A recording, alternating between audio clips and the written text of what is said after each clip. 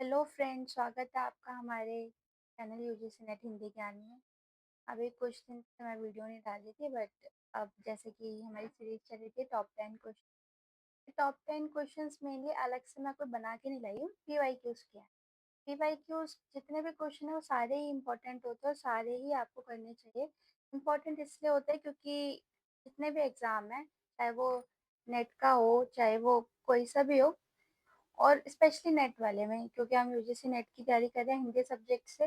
तो specially UGC net Hindi के paper के लिए ना, जो भी हमारे क्वेश्चन पेपर वगैरह होते हैं उसके लिए हमें जो मेनली चीज़ें चाहिए होती है ना, वो टॉपिक्स चाहिए होते हैं। तो टॉपिक्स हमें पीवाईक्यू से मिलते हैं, और बेशक से हमारे जो है क्या कहते हैं, क्वेश्चंस रिपीट ना हो, बट टॉपिक हर क्वेश्चन से ज़रूर रिपीट होते हैं। तो आपको प्रीवियस ईयर के कम से कम सारे टॉपिक्स पता होने चाहिए। और ये सीरीज आपके लिए इम्पोर्टेंट इसलिए है क्योंकि यहाँ पे सिर्फ हम क्वेश्चन आंसर नहीं करते, हम सिर्फ 10 क्वेश्चन करते हैं, पर विद एक्सप्लेनेशन करते हैं, तो आपको 40 क्वेश्चन के बराबर आ जाते हैं। और 40 क्वेश्चंस कर लेना थोड़ी देर में और उसका एक्सप्लेनेशन भी मिल जाना काफ़ी अच्छी बात होती है। और जिस क्वेश्चन की एक्सप्लेनेशन की नीड नहीं है उसे हम ज़बरदस्ती एक्सप्लेन भी नहीं करते हैं। तो बिना देर करे आप चलते हैं अपने इंपॉर्टेंट क्वेश्चन की तरफ, ठीक है? चलिए क्वेश्चन पढ़ते हैं। निम्नलिखित उपन्यासों का प्रकाशन काल की दृष्टि से सही अनुक्रम क्या है? ए. मानस का हंस, टेराकोटा, फूले विसर्जित, करम राग। बी. फूले विसर्जित, करम राग, मानस का हंस, टेराकोटा। करम राग, भूले विसर्जित, टेराकोटा, मानस का हंस। डी. टेराकोटा, करम राग, मानस का हंस, भूले विसर्जित। तो आप देखिए और बताइए कि इसका सही क्रम क्या होगा। और वैसे मैं आपको बता दूं, 2019 से लिए गए क्वेश्चन, और आपको ऐसे क्वेश्चन रोज मिले।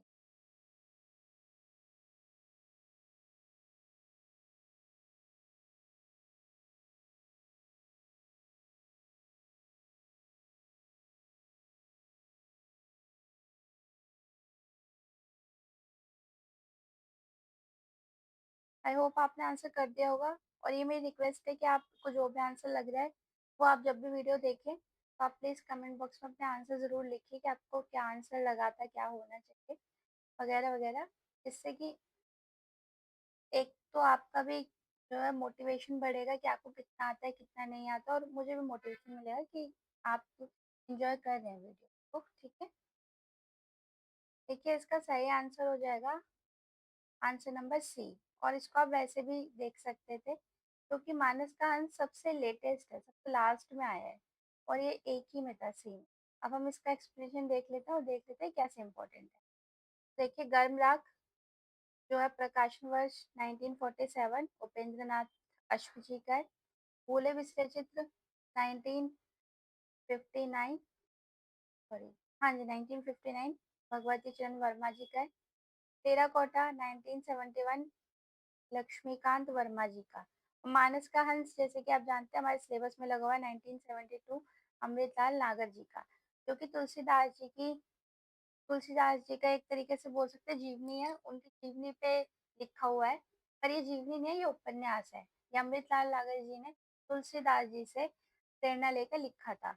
और इसमें जो इम्पोर्टेंट है वो एक दो और भी है। देखिए गर्म राख जो है ना, ये जो उपन्यास है गर्म राख अश्क जी का, ये ज्यादातर पूछ लिया जाता है। ये भी इम्पोर्टेंट आप कर सकते हो। और भूले बिसरे चित्र भी कहीं ना कहीं आपसे आज की डेट में भी पूछ लिया जाता है, किसका है क्या है, ऐसे करके पूछ लिया जाता है।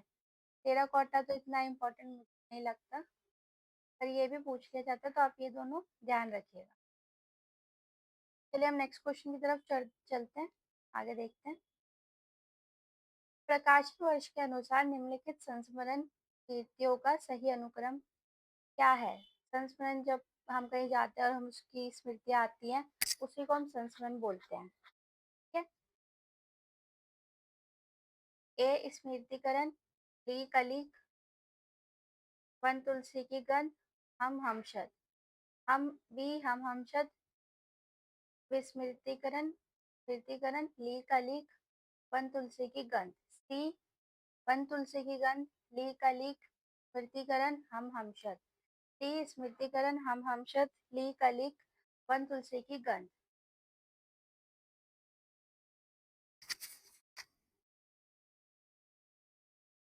आप इसका आंसर दीजिए, फिर हम आगे बढ़ेंगे, ठीक है?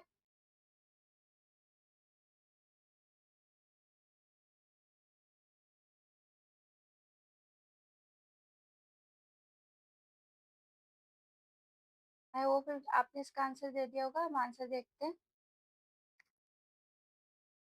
देखिए,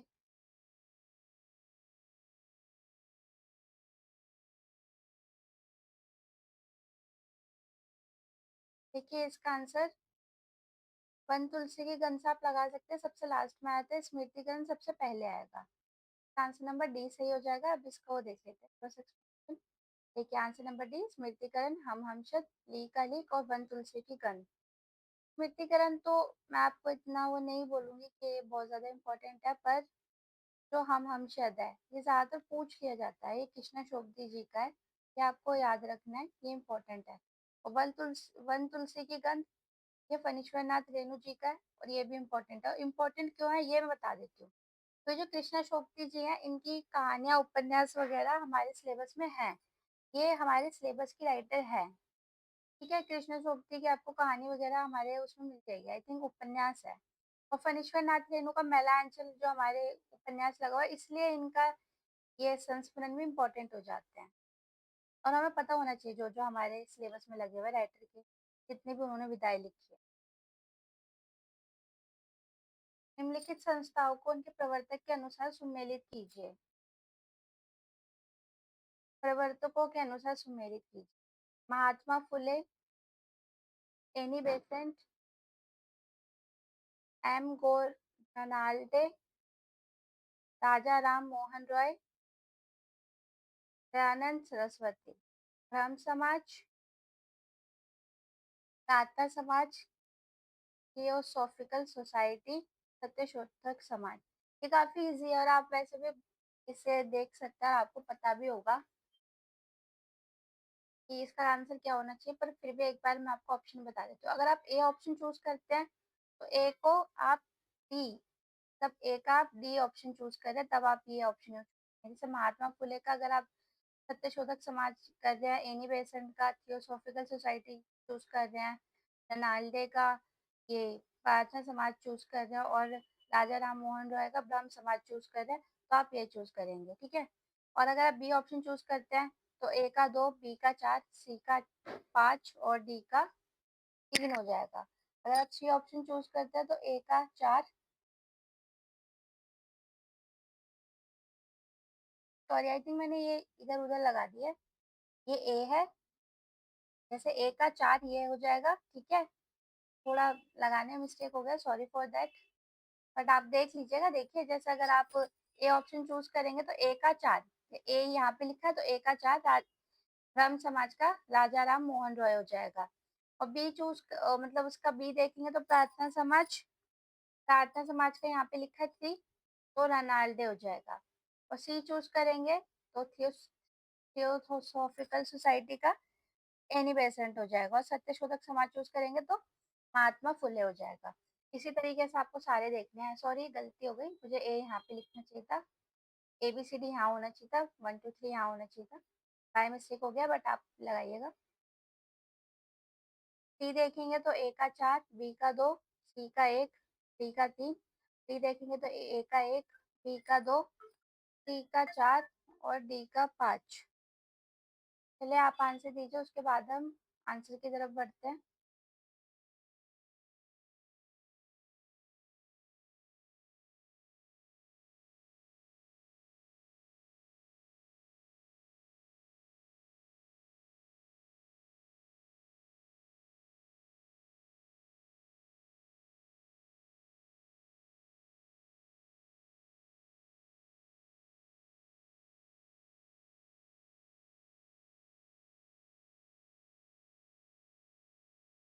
आई होप आपने आंसर दे दिया होगा। इसका आंसर देखते हैं, वैसे बहुत इजी था, ठीक है? अगर आपको पता हो, अगर आप जानते हो कि थियोसॉफिकल सोसाइटी किसने करा था, तो ये करा था टी का दो। टी का दो देख लीजिए, टी का दो है ना इन्हीं बेसेंट की, तो वो एक ही में है, ए में, तो आपको पता चल जाता। और ए का चार, ये भी बहुत ज्यादा वो नहीं है, क्या कहते हैं, डिफिकल्ट, ब्रह्म समाज राजा राम मोहन रॉय ने, और बी का 3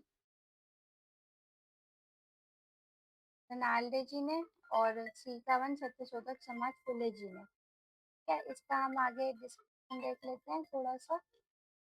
जैसे कि यहाँ देख सकते हैं, ब्रह्म समाज 1828, राजा राम मोहन रॉय जी, Prarthana Samaj 1867, Mahadev Govind Ranade, theosophical society Annie Besant, madam Blavatsky, colonel Henry Olcott, Satyashodhak Samaj 1873, Mahatma Jyotiba Phule, Arya Samaj Dayanand Saraswati. चलिए नेक्स्ट क्वेश्चन की तरफ बढ़ते हैं। चलिए अब हम नेक्स्ट क्वेश्चन की तरफ बढ़ते हैं। निम्नलिखित में से किस कवि का संबंध नवगीत विधा से नहीं है? कुमार रविंद्र, गिरिधर राठी, वीरेंद्र मिश्र, ईश्वर तिवारी। आप आंसर कीजिए, इसके बाद हम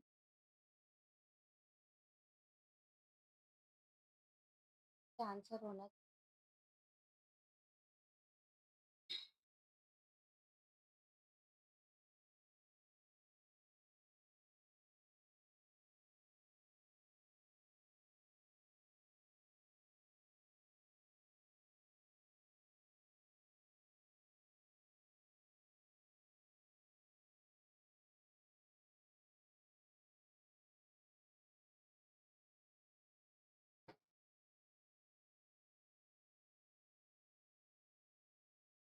आई होप आपने आंसर कर दिया होगा।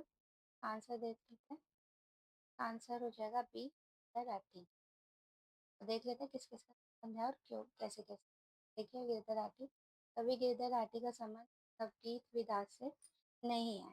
हिंदी में नवगीत परंपरा की शुरुआत सन 1958 में राजेंद्र प्रताप सिंह द्वारा संपादित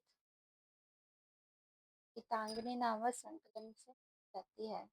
नवगीत के प्रमुख कवि है वीरेंद्र मिश्र, कुमार रविंद्र और महेश्वर तिवारी, डॉक्टर शंभुनाथ सिंह, उमाकांत, मालवीय, रविंद्र भ्रमर, श्री कृष्ण तिवारी और रामनाथ अवस्थी इत्यादि इन कवियों की प्रमुख रचनाएं हैं। वीरेंद्र मिश्र की देख लीजिए प्रमुख रचनाएं, ये तो आपको याद रखनी है कौन कौन से, और बाकी देख लीजिए इनकी रचनाएं। लेखनी, बेला, अविराम, चल, मधुवंती। महेश्वर तिवारी की हरे श्रृंगार कोई हो तो। डॉक्टर शंभुनाथ सिंह, जहाँ दर्द मिला है। इन सभी कवियों ने नवगीत को नई नई संवेदना, आधुनिक दृष्टि और समय समयबोध से जोड़ा है, जिससे यह विधा समकालीन हिंदी कविता की एक सशक्त धारा बन गई है। नेक्स्ट क्वेश्चन की तरफ बढ़ते हैं। माई न होते, बाप न होते, कर्म न होते काया, हम न होते, तुम न होते, कौन कहाँ से आया। चांद न होता, सूर्य न होता, पानी पवन हिलाया, शास्त्र न होते, वेद न होते, कर्म कहाँ से आया। उपयुक्त काव्य पंक्तियाँ किस कवि की है? कबीर, नामदेव, रैदास, मलुकदास। ये तो बहुत ही इजी है, आपको भी होगा। चलिए आंसर कीजिए, फिर हम आंसर देखें। अपने आंसर कमेंट बॉक्स में लिखिएगा, ठीक है।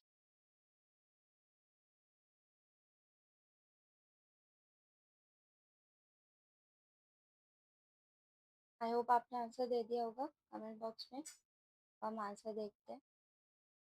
सबसे पहले तो मैं ये बता दूं, ये जो पंक्ति हैं नामदेव जी की है, और इनके गुरु थे ज्यादा ये प्रभावित है। दी गई पंक्तियां संत नामदेव जी की है।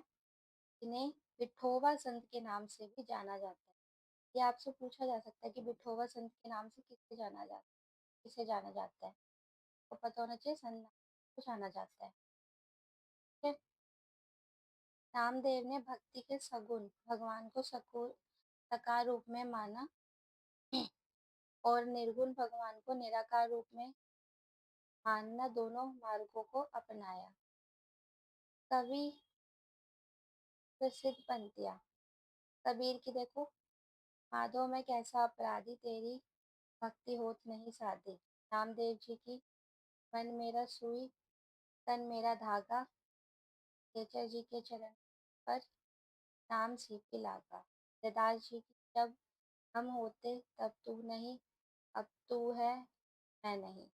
मलुकदास जी की, नाम हमारा खाक है, हम खाकी के बंदे, खाक की ही से ही पैदा किए, अति गाफिल गंदे। नेक्स्ट क्वेश्चन की तरफ बढ़ते हैं। ये आई थिंक आपको समझ में आ गया होगा, जितने भी पंक्ति हैं सारी इंपॉर्टेंट हैं, तो आपको पता होनी चाहिए, यानी कि ये पेपर की दृष्टि से सारी पंक्ति आपको पता होनी चाहिए। ठीक है, किसकी कौन सी पंक्ति है, सारी पंक्तियाँ तो पूछी जाती है। ठीक है, और ना भी याद रहे तो आइडिया तो होना ही चाहिए। जैसे नामदेव की बहुत प्रसिद्ध पंक्ति जो पूछी गई है, और आज की डेट में भी जो स्टेटमेंट वाले क्वेश्चन आते हैं उसमें सारी चीजें पूछी, ऐसा नहीं कि नहीं पूछी जाती है।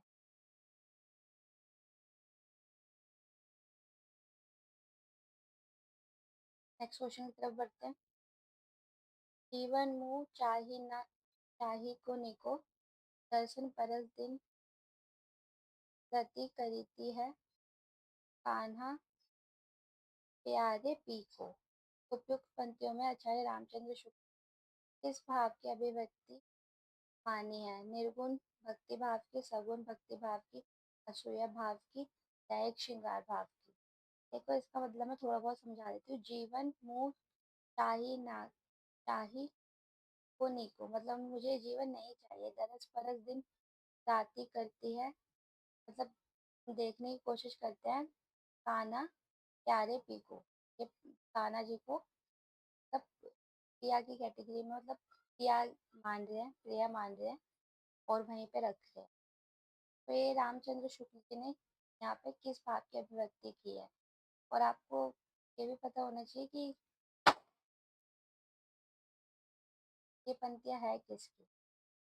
आप आंसर दीजिए फिर हम आगे बढ़ते हैं।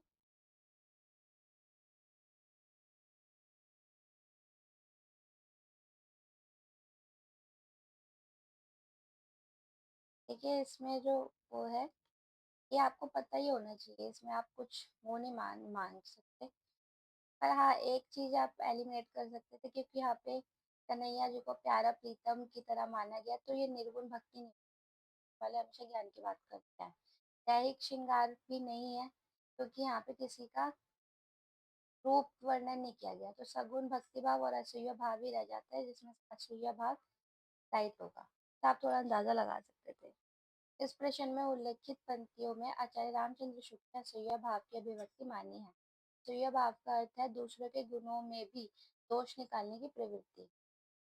यहाँ पे है कि कौन से भाव में किस तरीके के होते हैं। जैसे दैहिक श्रृंगार, जैसे मैंने बताया कि हम किसी के बाहरी साज सज्जा या शारीरिक सौंदर्य का जब दर्शन करते हैं, जो प्राय स्त्रियों को देखा जाता है, वैसे ही इसमें कुछ भी नहीं था। निर्गुण भक्ति भाव सगुण भक्ति के विपरीत धारा है, ज्ञान मार्ग की।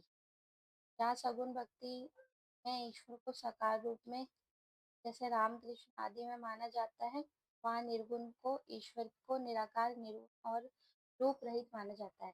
निर्गुण शाखा के प्रमुख कवि है कबीर, रैदास, जमनाथ, लालदास, दादू दयाल आदि। सगुण शाखा के प्रमुख कवि है सूरदास, तुलसीदास, मीरा, नंददास, कृष्णदास, परमानंदास, कुमनदास इत्यादि। निर्गुण काव्य की प्रमुख विशेषता है। निर्गुण उपासक ईश्वर को निराकार, निर्गुण और रूप रहित मानकर उसकी उपासना करते हैं, मतलब वो सिर्फ एक ब्रह्म को मानते हैं, एक ब्रह्म है, एक आत्मा है, या ज्ञान की प्राप्ति को ही अपना वो मानते हैं कि ज्ञान की प्राप्ति ही हमारा मेन उद्देश्य होना चाहिए। जैसे आपने कबीर के उसमें देखा होगा, वो निर्गुण संत कवि में आते हैं। रहस्य का सुंदर वर्णन, ईश्वर और आत्मा के गूढ़ संबंध का चिंतन।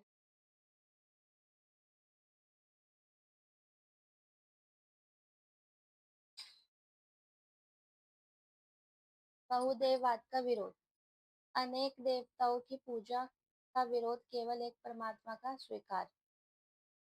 सामाजिक अन्याय और आडंबरों का विरोध। इसमें आप देख सकते हैं बहुदेववाद का विरोध, क्योंकि जब वो ज्ञान को सर्वोपरि रखते हैं और मूर्ति पूजा या फिर सगुन, जो जिस सगुन में जैसे आकार वाले वो क्या कहते हैं भगवान को माना जाता है, अगर वो उसका विरोध करते हैं या फिर उसके उलट है तो वो बहुदेववाद का तो विरोध करेंगे ही ना।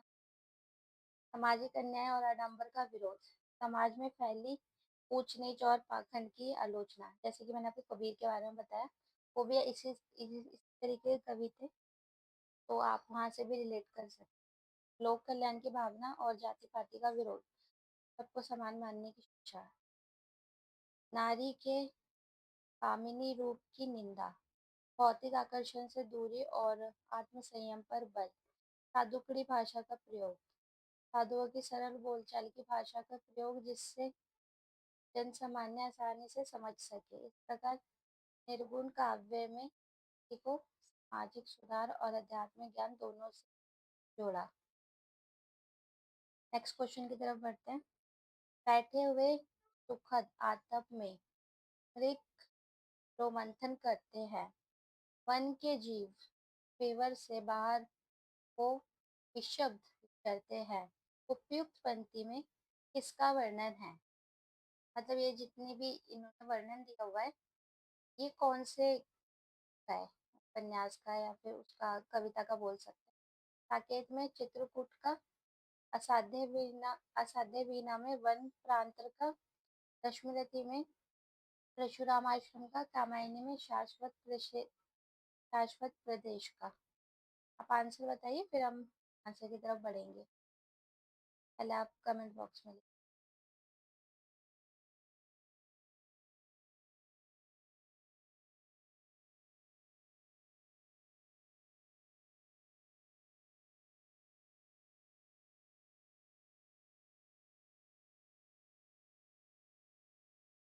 ये इसका आंसर बहुत इजी है, और जिसको भी आंसर के लिए ज्यादा समझते हो पॉज करके आंसर देना प्लीज। रश्मिरथी में परशुराम जी के आश्रम का। आई थिंक ये हमारे उसमें भी है सिलेबस में। आंसर की तरफ बढ़ते हैं। सॉरी। प्रश्नोत्तक पंक्तियों में रश्मिरथी में परशुराम के आश्रम का वर्णन किया गया है। रश्मिरथी सूर्य का सारथी की रचना रामधारी सिंह दिनकर द्वारा 1952 ई में। इसमें 9 सर्ग है। दिनकर को आधार्य आधार्य का कवि तथा तृप्ति राष्ट्रीय कवि कहते हैं। इनकी कृतियाँ बहुत इंपॉर्टेंट है, क्यों और इसलिए भी इम्पोर्टेंट है क्योंकि ये हमारे रश्मिरथी सिलेबस में है शायद से। देखिए, रेणुका, ओंकार, कामधेनु, कुरुक्षेत्र, उर्वशी। उर्वशी और रश्मिरथी आई थिंक हमारे सिलेबस में है। उर्वशी तो है ही पक्के। और परशुराम की प्रतिज्ञा, सॉरी, राम की प्रतिज्ञा, इतिहास के आंसू इत्यादि है। परशुराम की प्रतिज्ञा। और ये इसलिए भी इम्पोर्टेंट हो जाता है क्योंकि हमारे सिलेबस के कवि हैं, और अश्वरथी भी शायद हमारे सिलेबस में है कविताओं में। ये इम्पोर्टेंट हो जाता है, आपको याद रखना। नेक्स्ट क्वेश्चन की तरफ चलते हैं। विलक्षण बात यह है कि आधुनिक साहित्य की परंपरा का प्रवर्तन नाटक से हुआ है। आधुनिक गद्य साहित्य की परंपरा का प्रवर्तन नाटक से हुआ है। उपरोक्त कथन के उपरोक्त कथन किस इतिहासकार का है? हजारी प्रसाद द्विवेदी, बच्चन सिंह, रामचंद्र शुक्ल, रामस्वरूप चतुर्वेदी। आपको ये बताना है, ये जो कथन है वो किसने कहा है अपनी किताब में या कहीं पे भी, ये जिक्र किसने किया है? और आपको ऐसा आलोचनात्मक कथन के बारे में पता होना चाहिए, क्योंकि एग्जाम में पूछे जाते हैं। और अगर अच्छे से ना भी पता हो तो एक आइडिया तो होना ही चाहिए।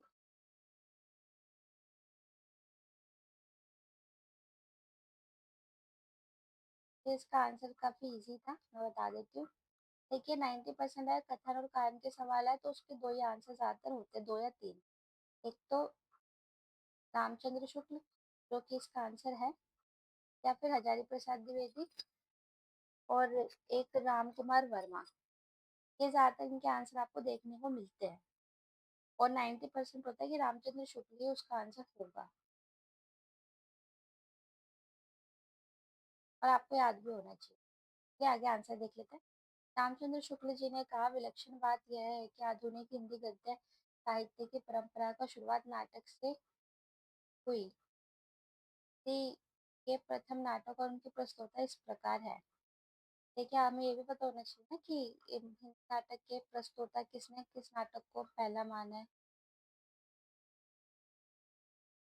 देखो प्रस्तुता जिन्होंने माना है, डॉक्टर दशरथ ओझा ने, व्यासु कुमार दास, डॉक्टर गणपति चंद्र गुप्त ने। तो गणपति जी गणेश जी की फॉर्म में होते हैं, तो वो भी एक एनिमल है। और गौरक्ष विजय, गौरक्ष मतलब गाय, वो भी एक एनिमल है, तो आप ऐसे ही याद रख सकते हैं, मैंने तो ऐसे रखा।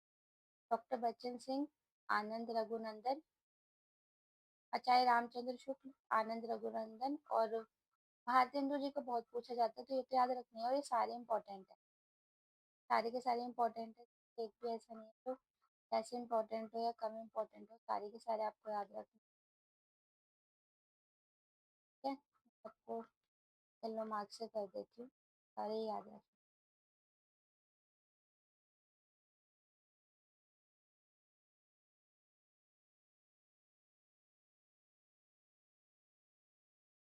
चलिए नेक्स्ट क्वेश्चन की तरफ बढ़ते हैं। यहाँ पे सरल शब्दों में आगे लिखा हुआ है, रामचंद्र शुक्ल के अनुसार हिंदी गद्य साहित्य की शुरुआत नाटकों से हुई है। पारंपरिक प्रारंभिक दौर में अनेक विद्वानों ने नाटक लिखे, इसमें व्यासु कुमार दास, गौरक्ष विजय, आनंद रघुनंदन और नाहुष प्रमुख नाटक है। ये किनके नाटक है, ये आप लिखिएगा कमेंट बॉक्स में। नेक्स्ट क्वेश्चन की तरफ बढ़ते हैं। आई होप आपको क्वेश्चन अच्छे लग रहे होंगे। नेक्स्ट क्वेश्चन देखिए। और अब तो हवा भी बुझ चुकी है और सारे इश्तेहार उतार लिए गए हैं, जिसमें कल आदमी अकाल था। उपयुक्त पंक्तियाँ किस कवि की है? नागार्जुन, धूमिल, मुक्तिबोध और लीलाधर जुगड़ी। आंसर दीजिए, ये बहुत इजी है, ज़्यादा टाइम नहीं दूंगी। ठीक है, हम आगे आंसर पे बढ़ेंगे।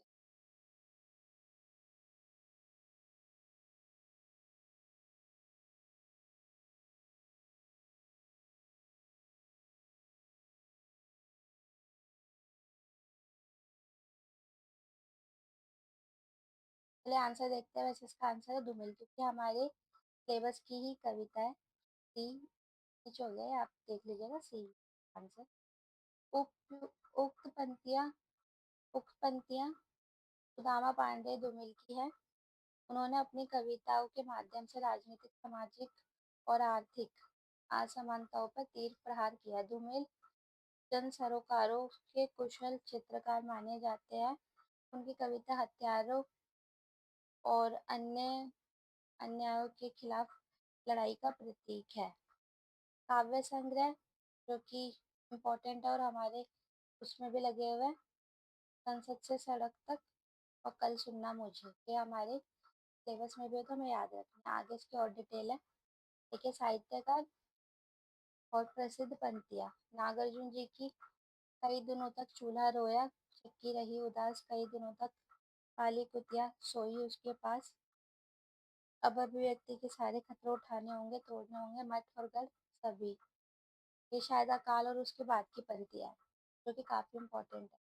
आपको ये याद रखना है कि ये राइटर भी इम्पोर्टेंट है, क्योंकि ये कविता हमारे इसमें लगी हुई है, और ये पंक्तियाँ भी इम्पोर्टेंट है, पूछ ली जाती है। उक्ति बोध, उक्ति पंक्तियाँ,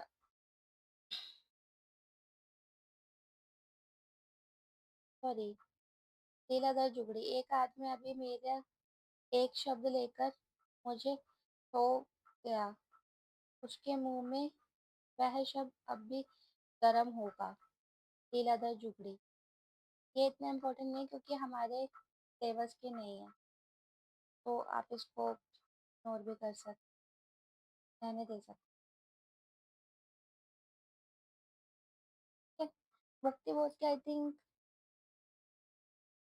दूसरी पंक्ति आती है जो यहाँ पे रखी नहीं गई है। ठीक है, आगे देखते हैं। सरल शब्दों में धूमिल और अन्य आधुनिक कवि समाज की समस्याओं, असमानताओं और अन्याय पर अपनी कविता के जरिए प्रकाश डालते हैं। उनका उद्देश्य पाठक को सोचने और जागरूक करने का है। नेक्स्ट क्वेश्चन की तरफ बढ़ते हैं जो कि आज का हमारा आखिरी क्वेश्चन है। उसके बाद हमारी क्लास खत्म करेंगे। मैं नीर भरी दुख की पतली महादेवी वर्मा की उपयुक्त गीत उनके किस काव्य संग्रह से संबंध है? यह हमारे सिलेबस से इसलिए इम्पोर्टेंट हो जाता है और आना भी चाहिए। क्या आपको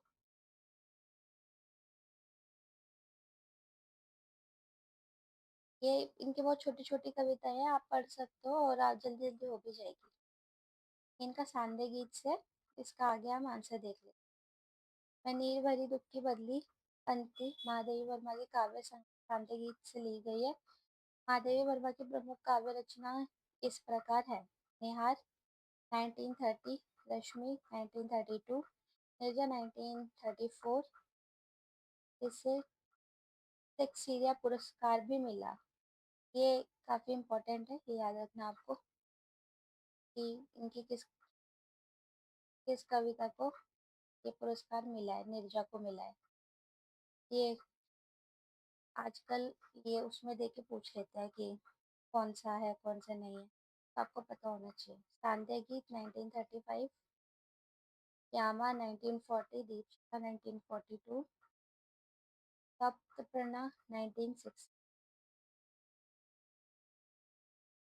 संधिनी 1965, नीलांबर 1983, आत्मिका 1983, प्रथमायाम 1984, अग्निरेखा 1990। तो इस वाले पेज पे तो वो ज्यादा इम्पोर्टेंट है, सारी ज्यादा इम्पोर्टेंट है। तो दूसरे वाले पेज पे वो इतनी इम्पोर्टेंट नहीं है, आपको ये तो नोट भी करके रखनी है और याद भी करनी है। और ये तो आपको पता ही होना चाहिए कि ये किसकी है, और लाइन से भी याद होनी चाहिए। अगर आपको एग्जैक्ट सन याद नहीं भी है तो लाइन से तो याद तो होनी चाहिए। सरल भाषा में महादेवी वर्मा की कविता में गहरा दुख और संवेदनाएं झलकती है। उनका साहित्यिक योगदान हिंदी कविता के क्षेत्र में अत्यंत महत्वपूर्ण है और उनकी उनकी कई रचनाएं आज भी पाठकों को प्रभावित करती है। अगर आप अभी तक बने हुए हैं और आपको वीडियो अच्छी लगी है तो आप प्लीज़ लाइक करें। आगे आपसे कोई वीडियो मिस ना हो उसके लिए सब्सक्राइब करें। कमेंट में अपने सवाल और सुझाव जरूर बताएं और ये वीडियो अपनी की तैयारी कर रहे साथियों के साथ में शेयर जरूर करें। यूजीसी नेट हिंदी ज्ञान @gmail.com ही हमारी जीमेल आईडी है। अगर आपको कोई भी क्वेश्चन पूछना तो आप पूछ सकते हैं। यूजीसी नेट हिंदी ज्ञान -2025 ये हमारी टेलीग्राम की आईडी है जहाँ पे आपको सारी वीडियो की नोटिफिकेशन और जितनी भी रीडिंग मटेरियल है वो सब कुछ मिल जाता है PDF।